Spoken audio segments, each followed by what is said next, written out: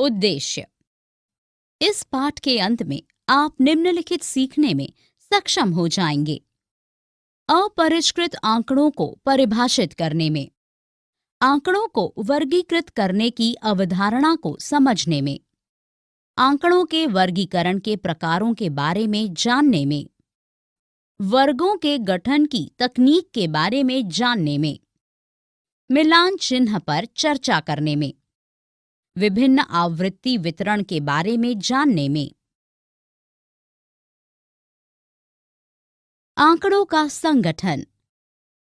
वर्गीकरण कुछ मानदंडों के आधार पर चीजों को समूहों या वर्गों में व्यवस्थित या संगठित करना होता है। वस्तुओं या चीजों का वर्गीकरण हमारे बहुमूल्य समय और प्रयास को बचाता है। अपरिष्कृत आंकड़े क्या हैं? यथा प्राप्त आंकड़े अव्यवस्थित या अवर्गीकृत आंकड़े होते हैं। ये बहुत बड़े और संभालने में कठिन होते हैं। यथा प्राप्त आंकड़ों से सार्थक निष्कर्ष निकालना कठिन होता है। आंकड़ों के संग्रह के बाद अगला चरण इन आंकड़ों को व्यवस्थित करना और इसे वर्गीकृत रूप में प्रस्तुत करना होता है। जब समान प्रकृति के तथ्यों को एक ही समूह में रखा जाता है, तो यह किसी व्यक्ति को उन्हें आसानी से खोजने, तुलना करने और बिना किसी कठिनाई के अनुमान निष्कर्षित करने में सक्षम बनाता है। आंकड़ों का वर्गीकरण। वर्गीकरण के समूह या वर्ग विभिन्न प्रकारों से किए जाते हैं। जिस तरह से हम आंकड़ों को वर्गीकृत करते हैं, वह हमारी आवश्यकता पर निर्भर करता है। वर्गीकरण और चर का प्रकार। आंकड़ों के वर्गीकरण के प्रकार। डेटा को वर्गीकृत करने की विभिन्न विधियां होती हैं। कालानुक्रमी वर्गीकरण। इस वर्गीकरण में आंकड़ों को महीनों, वर्षों, सप्ताहों, तिमाहियों आदि जैसे समय के संदर्भ में आरोही या अवरोही क्रम में वर्गीकृत किया जाता है। स्थानिक वर्गीकरण। इस वर्गीकरण में आंकड़ों को भौगोलिक स्थानों जैसे देशों, राज्यों, शहरों, जिलों आदि के संदर्भ में वर्गीकृत किया जाता है। उदाहरण के लिए, विभिन्न देशों में गेहूं की पैदावार। गुणात्मक वर्गीकरण। कभी-कभी हम मात्रात्मक रूप से विशेषताओं को व्यक्त नहीं कर सकते। इस प्रकार की विशेषताओं को लक्षण या गुण कहा जाता है, जैसे कि राष्ट्रीयता, साक्षरता, लिंग, वैवाहिक स्थिति आदि। इन गुणों को या तो उपस्थिति या गुणों की अनुपस्थिति के आधार पर वर्गीकृत किया जा सकता है। गुणों के आधार पर किए जाने वाले आंकड़ों के ऐसे वर्गीकरण को गुणात्मक वर्गीकरण कहा जाता है। मात्रात्मक वर्गीकरण। यह वर्गीकरण का दूसरा चरण है, जो प्रकृति में मौजूद किसी अन्य गुण की उपस्थिति या अनुपस्थिति पर आधारित होता है। जब ऐसी विशेषताओं के एकत्र आंकड़ों को वर्गों में वर्गीकृत किया जाता है, तो यह मात्रात्मक वर्गीकरण बन जाता है। चर। पिछले अध्याय में हमने चरों की परिभाषा सीखी है। चर वह मान है जो बदलता रहता है, लेकिन वह परिभाषा यह नहीं बताती कि यह कैसे परिवर्तित होता है। चर विभिन्न मानदंड के आधार पर परिवर्तित होते रहते हैं। चर के प्रकार। चरों को दो श्रेणियों में वर्गीकृत किया जा सकता है: विविक्त चर, संतत चर। विविक्त चर। विविक्त चर केवल कुछ निश्चित मान ले सकता है। यह एक मान से दूसरे में कूदता है, लेकिन यह ऐसा भिन्नात्मक मान नहीं लेता है जो दो संख्याओं के बीच या दो मानों के बीच होता है। उदाहरण के लिए, कक्षा में छात्रों की संख्या ऐसे मान ग्रहण करेगी जो पूर्ण संख्याएं हो। यह 28 और 29 के बीच 28.5 जैसे आंशिक मान ग्रहण नहीं करेगी। संतत चर। संतत चर कोई भी मान ले सकता है, चाहे वह भिन्नात्मक मान हो, पूर्ण संख्या हो बारंबारता विवरण। बारंबारता विवरण क्या है? बारंबारता विवरण एक ऐसी विधि है जिसके माध्यम से हम ऐसे यथाप्राप्त आंकड़ों को वर्गीकृत करते हैं जिनमें मात्रात्मक चर होता है। यह मूल रूप से दर्शाता है कि चर के विभिन्न मान विभिन्न वर्गों में कैसे वितरित होते हैं। बारंबारता वितरण तालिका। प्रत्येक बारंबारता वितरण तालिका में किसी तालिका के प्रत्येक वर्ग पर एक वर्ग सीमा होती है। वर्ग सीमा मूल रूप से एक वर्ग के दो सिरे होते हैं। वर्ग में निम्नतम मान को निम्न वर्ग सीमा कहते हैं तथा उच्चतम मान को उच्च वर्ग सीमा कहते हैं। वर्ग अंतराल या वर्ग चौड़ाई। यह उच्च वर्ग सीमा और निम्न वर्ग सीमा के बीच का अंतर होता है। वर्ग मध्य बिंदु या वर्ग चिन्ह। यह वर्ग का मध्य मान होता है। यह किसी वर्ग की निम्न सीमा और ऊपरी सीमा का आधा मार्ग होता है।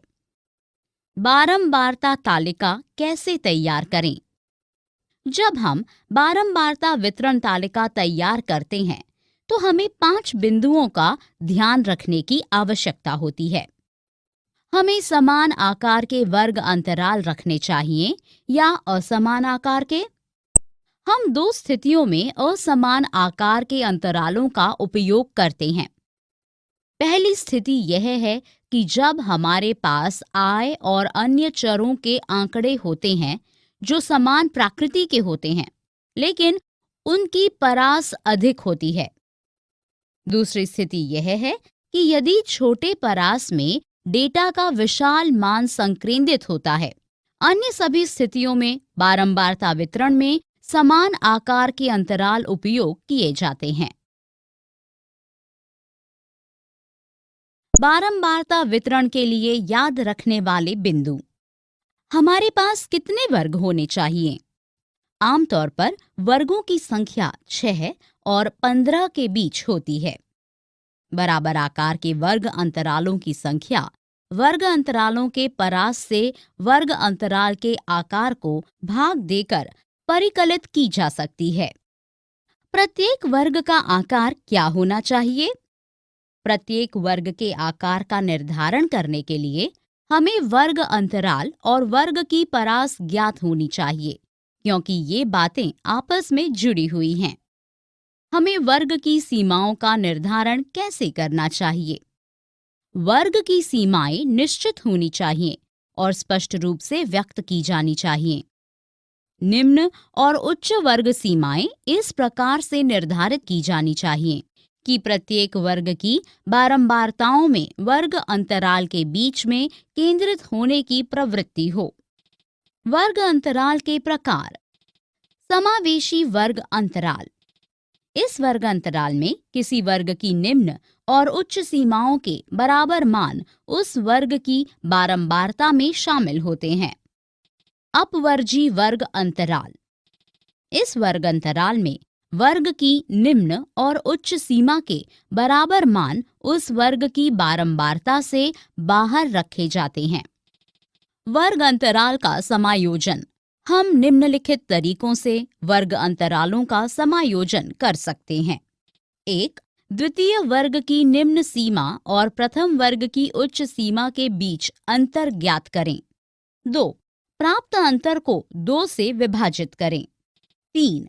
प्राप्त मान को सभी वर्गों की निम्न सीमा से घटाएं। 4.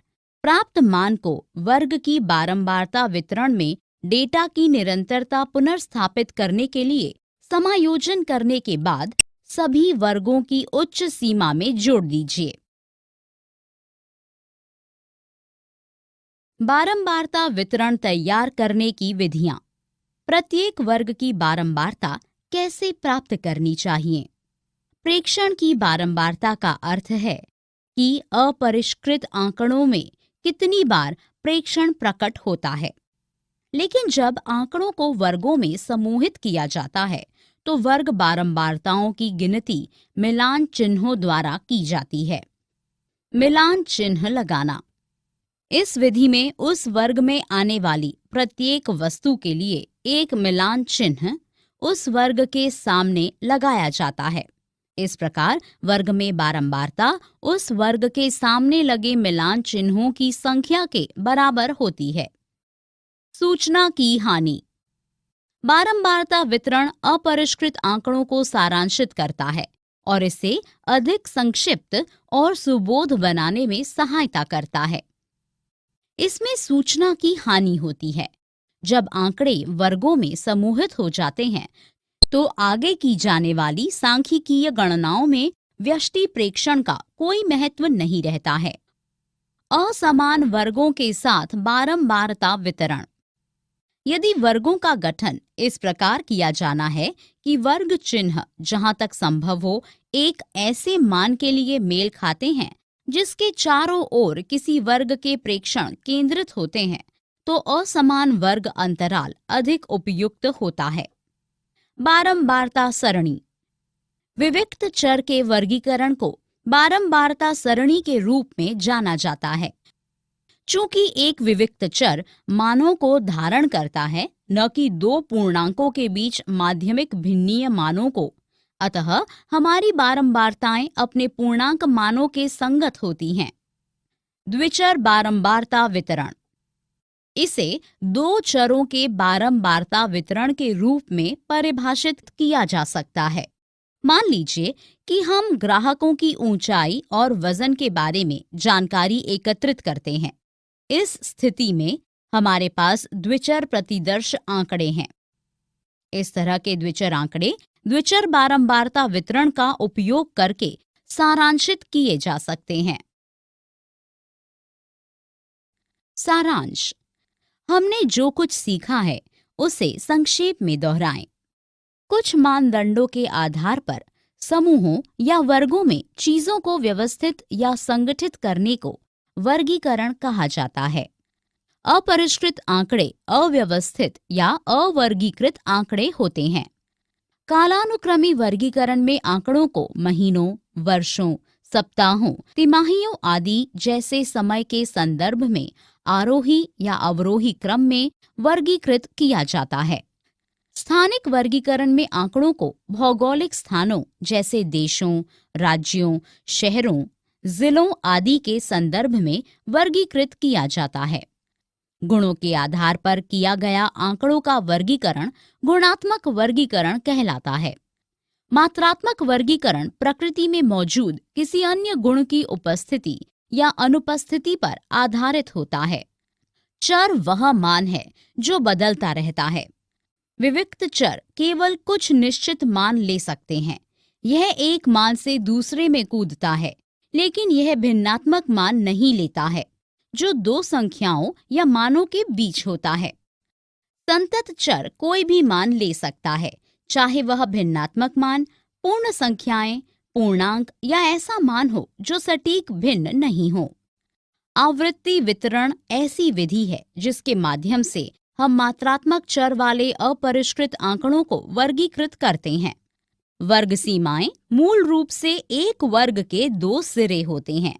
वर्ग में निम्नतम मान को निम्न वर्ग सीमा कहते हैं तथा उच्चतम मान को उच्च वर्ग सीमा कहते हैं। वर्ग अंतराल उच्च वर्ग सीमा और निम्न वर्ग सीमा के बीच का अंतर है।